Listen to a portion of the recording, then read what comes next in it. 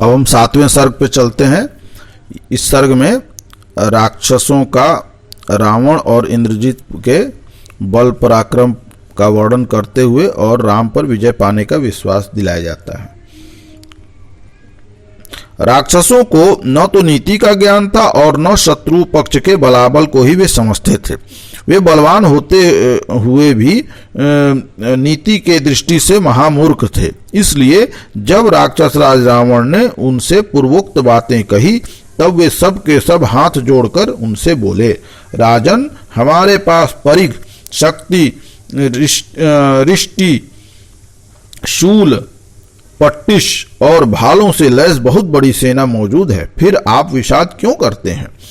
आपने जो भोगवतीपुरी में जाकर नागों को भी युद्ध में परास्त कर दिया था, बहुसंख्य यक्षों से घिरे हुए कैलाश शिखर के निवासी कुबेर को भी युद्ध में भारी मार काट मचाकर वश में कर लिया था।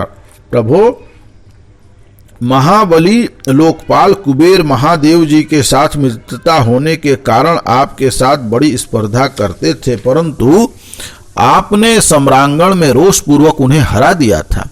यक्षों की सेना विचलित करके बंदी बना लिया और कितने को धराशायी करके कैलाश शिखर से आप उनका यह विमान छीन लाए थे। राक्षस शिरोमणि दानवराज, मैंने आपसे भयभीत होकर ही आपको अपना मित्र बना लेने की इच्छा की और इसी उद्देश्य से आपको धर्म पत्नी के रूप में अपनी पुत्री समर्पित की थी। महाबाहो, अपने पराक्रम का घमंड रखने वाले दुर्जय दानवराज मधु को भी आपकी बहिन कुंभी नसी को सुख देने वाला उसका पति है आपसे युद्ध छेड़कर वश में कर लिया। विशाल बाहु वीर, आपने रसातल पर चढ़ाई करके वासुकी, तक्षक, शंख और जटी आदि नागों को युद्ध में जीता और अपने अधीन कर लिया। प्रभो, शत्रु दमन, राक्षस राज दानव लोग बड़े ही बलवान, किसी से नष्ट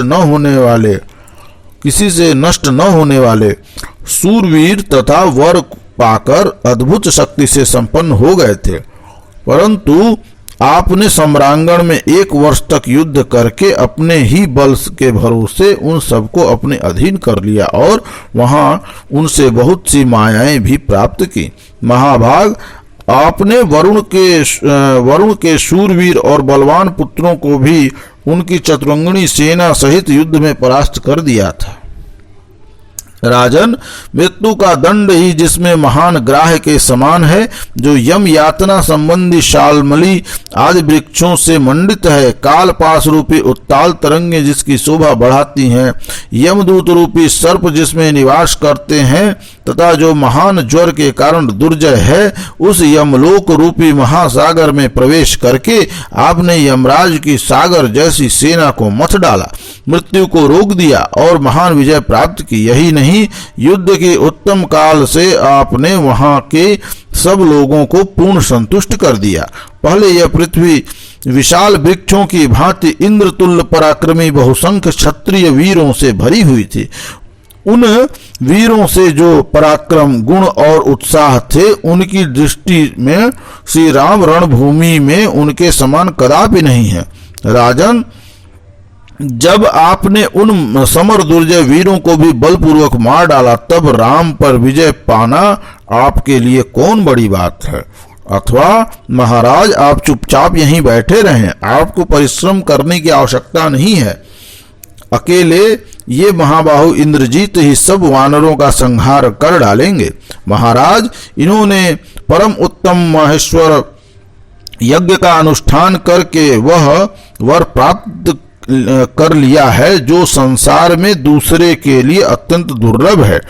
देवताओं की सेना समुद्र के समान थी, समुद्र और तोमर ही उनमें मत्स्य थे, निकालकर फेंकी हुई अति सेवा का काम देती थी। हाथी उस सैन्य सागर में कछुए के समान भरे थे, घोड़े मेढकों के समान सब में सब ओर व्याप्त थे। रुद्रगण और आदित्यगण सब सेना रूपी समुद्र के बड़े बड़े ग्राह थे। मरुदगण और वसुगण वहां के विशाल नाग थे।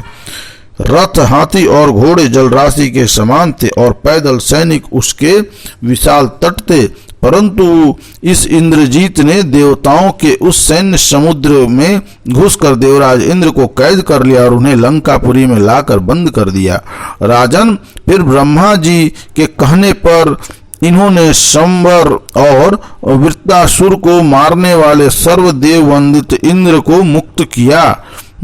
तब वे स्वर्ग लोक में गए।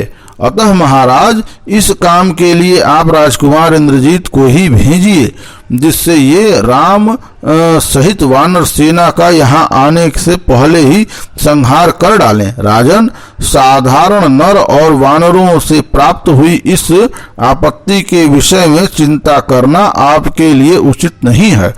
आपको तो अपने हृदय में इसे स्थान ही नहीं देना चाहिए। आप अवश्य ही राम का वध कर डालेंगे। तो बोलिए राजा रामचंद्र की जय। इस प्रकार ये 7वां सर्ग यहाँ समाप्त हुआ।